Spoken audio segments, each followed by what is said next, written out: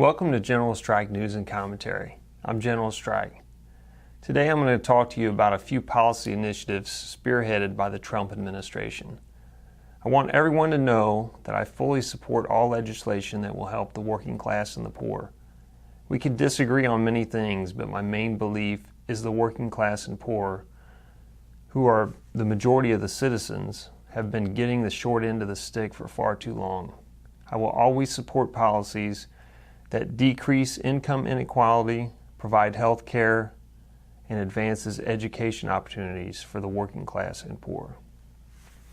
The first policy I'd like to talk about is Trump Care, which was defeated by the conservative Freedom Caucus, who are backed by the Koch brothers. This caucus wants a full repeal of the ACA. They are the extreme right wing of the GOP. If it were up to them, we would return to the days of lifetime caps on health care and pre-existing conditions. They are the ultimate shills for big money interest. Trump tried his best to sweeten the deal for them. He wanted to repeal the ACA no matter the consequences.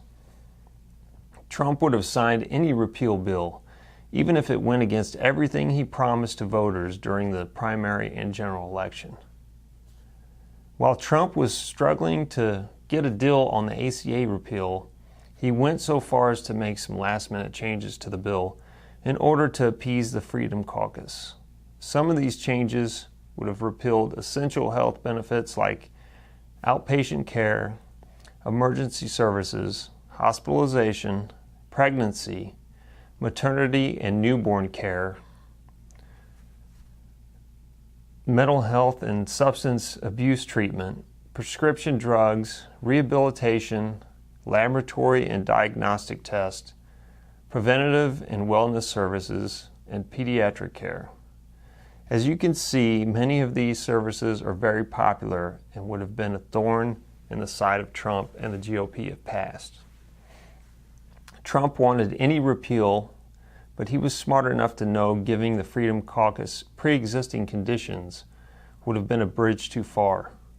He knew that the GOP could convolute the above services to confuse and mislead the public, but there is no amount of propaganda that would have covered up adding pre-existing conditions back to the mix.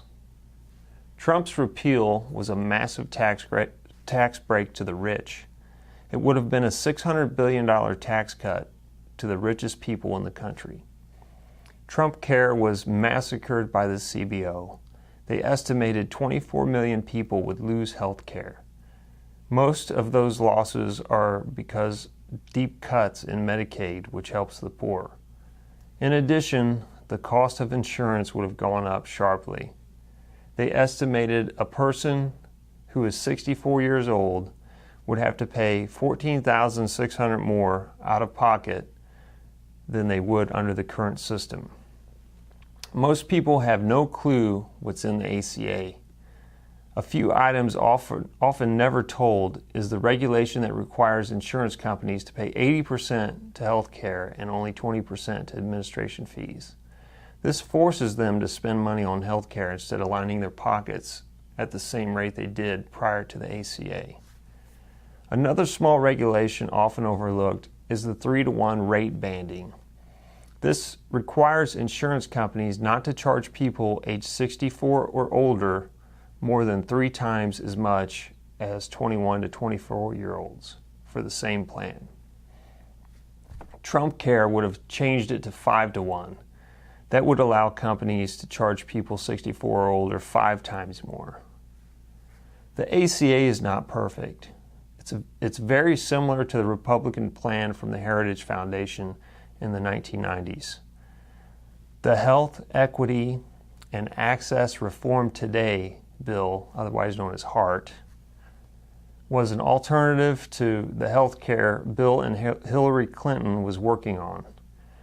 The bill was co-sponsored by Bob Dole, Orrin Hatch, Charles Grassley, Richard Lugar, and much more. Some of the ideas in this bill helped spawn Mitt Romney's health care plan, also known as Romney Care. When the Democrats proposed the ACA, they thought they would get the same Republicans to support it due to its similarity to the previous bill they supported. The GOP made up their minds to oppose everything, no matter if it's their own idea. The Democrats, like the GOP, are shills to the wealthy elites, so why would the public expect anything different from them? So we got a right-wing healthcare bill that was written mostly by the insurance industry and big pharma. There's some good things in the bill and some bad things. We failed to get a public option which would have reduced costs by providing competition with the private health industry. Now the GOP and their owners have put so much negative propaganda out against this bill that they force their supporters into a small box where the only option they have is going back to the broken system we had before the ACA. And most people know that position is untenable.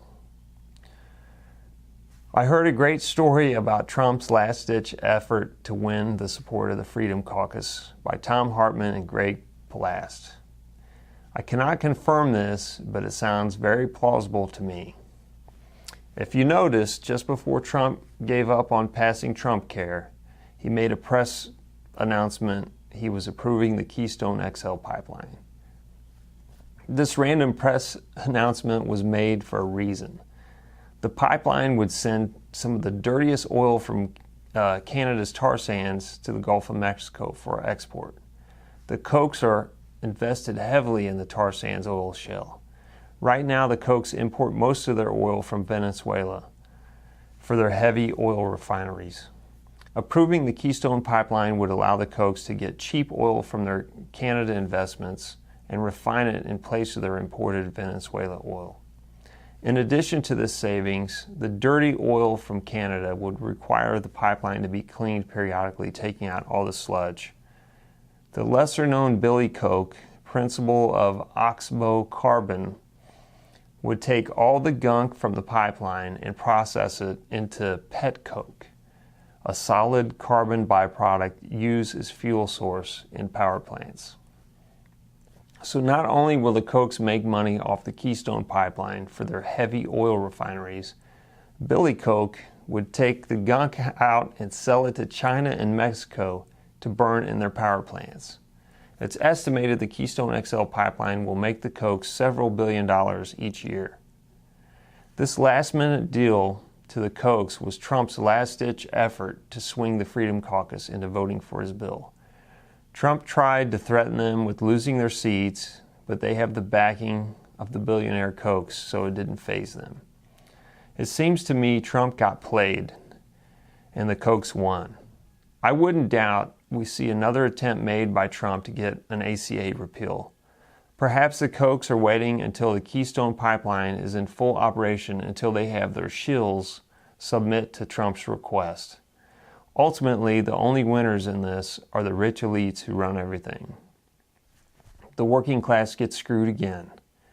At least we have some Democrats and Bernie Sanders pushing Medicare for all. There are a few people in Congress who are still trying to help the working class and the poor. Hopefully, we could get the grassroots started on advocating a Medicare for all health care so we could end this ridiculous for-profit industry that controls so much of our lives. We spend nearly 20% of our GDP towards health care. This is trillions of dollars. The companies who take all that money have massive amounts of money to use on propaganda and lobbyists to prevent us from joining the rest of the world and provide health care for our citizens. Please start paying attention to politics. A friend of mine said politics was my religion. I told him, yes, it is. There's no divine hand guiding our life on earth. I realized the real power that controls all the variables of our daily life is wealthy elites who control the government. You could pray to a God, but please pay attention to politics. These people are in full control of every aspect of our lives. We must stand up in solidarity and demand change. Thanks for watching General Strike News and Commentary.